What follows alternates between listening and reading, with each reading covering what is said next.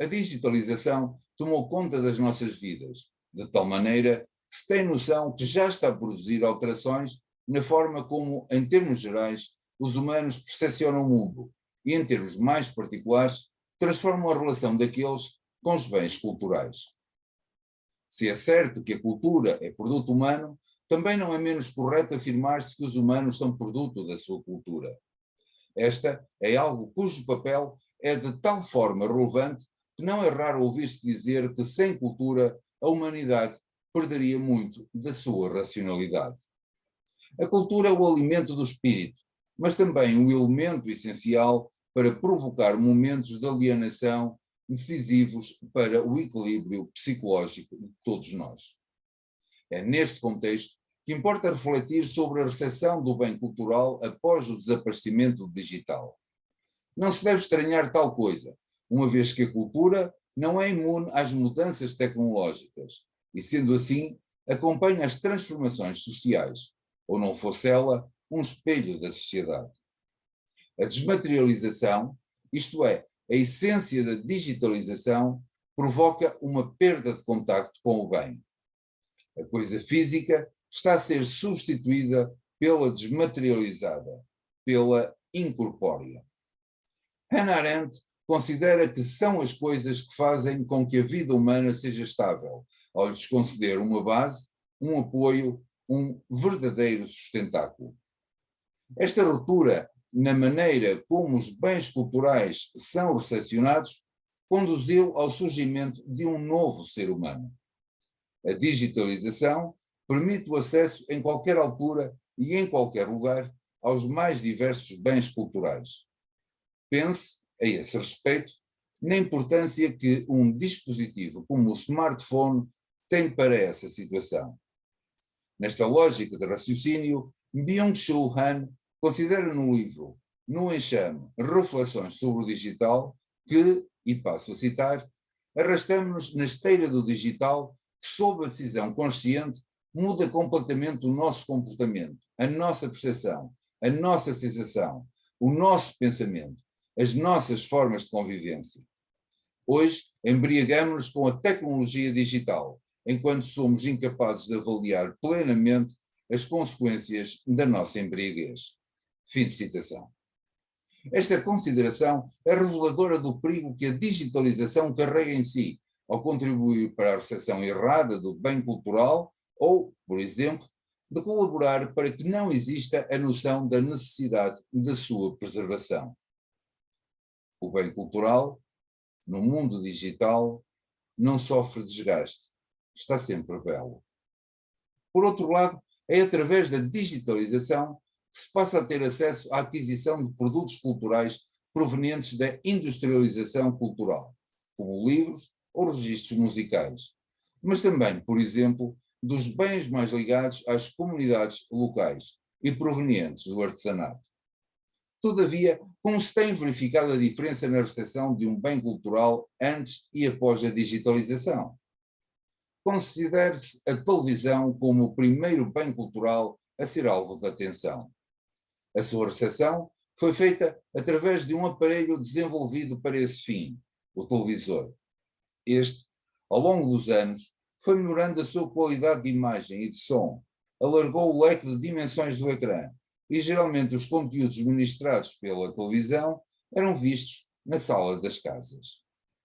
Com o advento da digitalização, a recepção dos vários produtos televisivos deixou de implicar a necessidade da existência de um televisor, pois a portabilidade, característica cada vez mais valorizada no digital, faz com que se possa usufruir deles em diferentes dispositivos, como sendo os casos do computador, do tablet ou, sobretudo, do smartphone.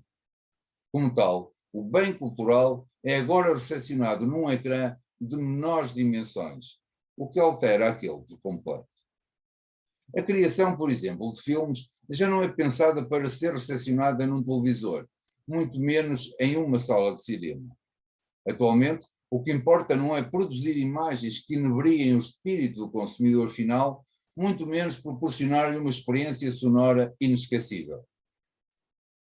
Aquilo que interessa é produzir um bem cultural que se adapte o melhor possível a vários formatos de reprodução. De igual forma, o cinema passou a ter na digitalização uma forte alteração na sua recepção. São vários os filmes que estreiam nas plataformas digitais e por lá permanecem.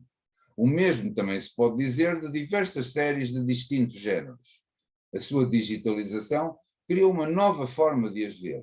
Estou a referir o binge, ou seja, o consumo compulsivo de uma série. Poder aceder a todos os episódios de uma ou de várias temporadas faz com que o ser humano também altere alguns padrões da sua vida em virtude da recepção agora feita. A falta de descanso, o desleixo alimentar e a abstração de outras atividades conduz o ser humano nesta nova forma de recepcionar as séries que cada vez surgem como a grande preferência do consumidor cultural em termos audiovisuais. A recepção destes conteúdos é cada vez mais feita de uma forma individual. Este isolamento só pode ser pernicioso para quem age desta forma. Além disso, a maior segmentação do público conduz a que este se acantone em nichos. Muitas vezes são desenvolvidas comunidades virtuais para que o isolamento não seja tão notório, mas isso faz com que essas comunidades, na prática, não sejam, pois uma comunidade implica estar próximo dos seus elementos, origina a partilha de atitudes e interesses comuns pelos seus membros.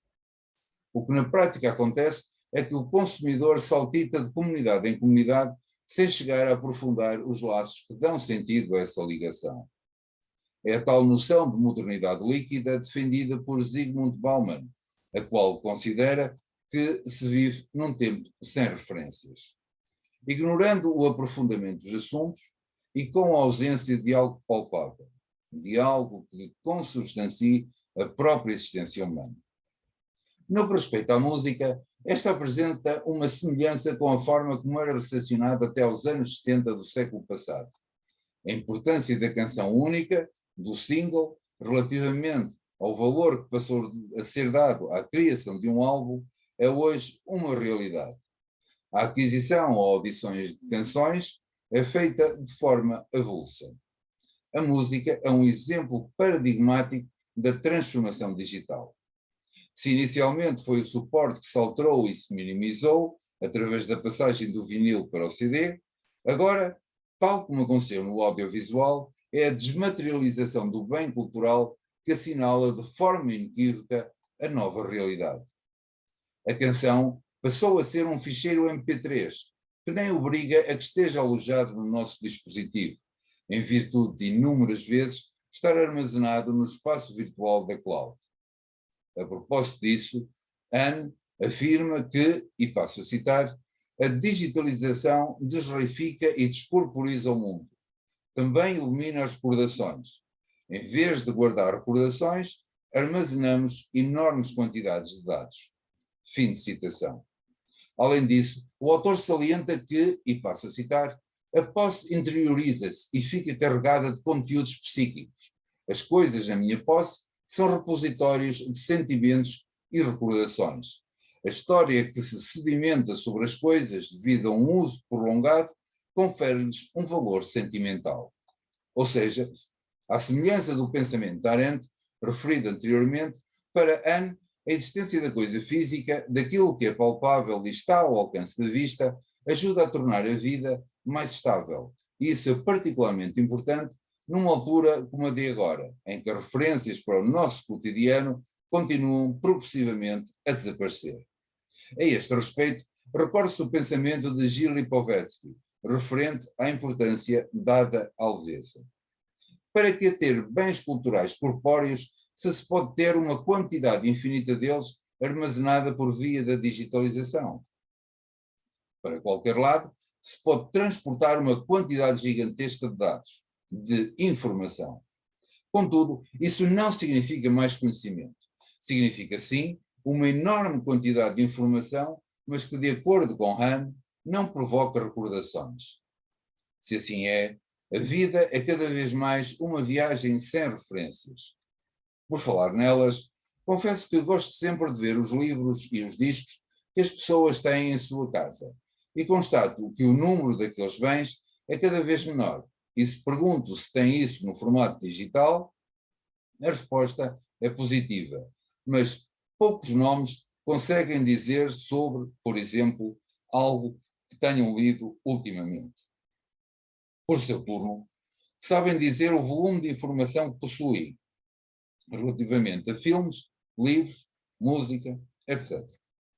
Esta perda de afetividade proporcionada pela desmaterialização é sem dúvida algo que deve ser o objeto de profunda inquietação.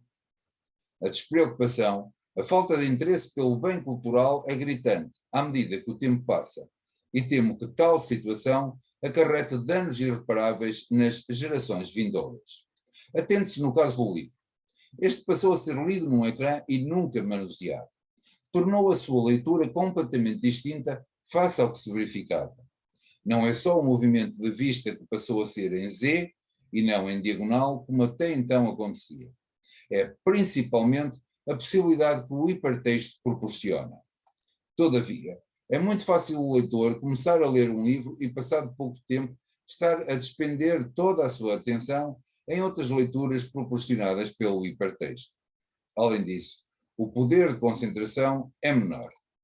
Se antes a leitura implicava um espaço de introspeção, de silêncio, uma aura quase sagrada, agora é feita com diferentes estímulos ao seu redor, à semelhança do que acontece com tudo o que está relacionado com a digitalização.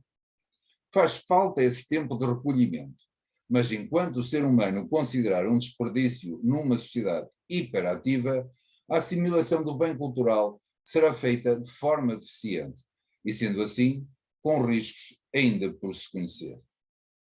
No caso da pintura, a recepção da mesma está profundamente alterada.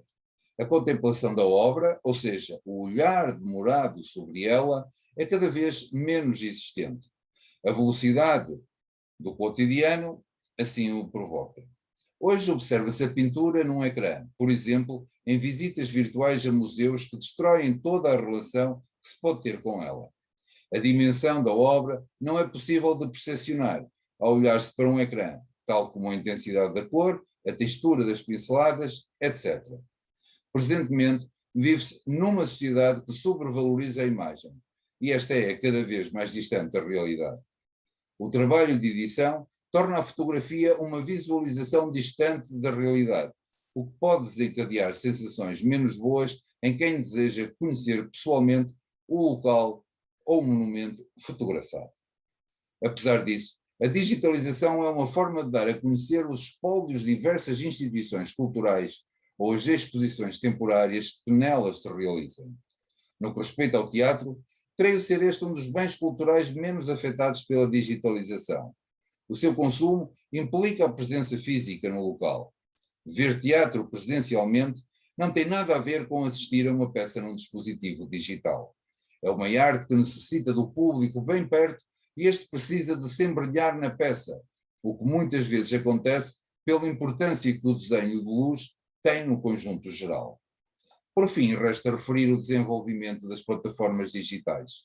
É através delas que muitos produtos culturais chegam ao consumidor. Por conseguinte, é necessário que estas proporcionem a maior variedade possível de autores, assim como a velocidade de streaming seja cada vez mais rápida. Sabe-se que a monopolização é uma característica do mundo digital, mas torna-se imprescindível que se assumam como um polo democratizador da produção cultural. Além disso, importa que estas remunerem os autores de forma condigna, para que estes possam continuar a produzir cultura num mundo em permanente mutação e cujo resultado final ainda é desconhecido. Por conseguinte, a digitalização modificou completamente a forma como o bem cultural é recepcionado. O crescente individualismo, o maior isolamento, a expansão dos nichos de mercado, cada vez mais subdivididos em outros nichos, são alguns dos desafios que a sociedade tem para enfrentar. O exponencial desenvolvimento tecnológico ocorrido nas últimas 3 décadas certamente que não vai ficar por aqui. Se o bem cultural é cada vez mais recepcionado através dos dispositivos digitais, também a ausência destes em algumas zonas do planeta provoca não só uma fratura cultural, como também uma fratura social e económica. Muito obrigado pela vossa atenção.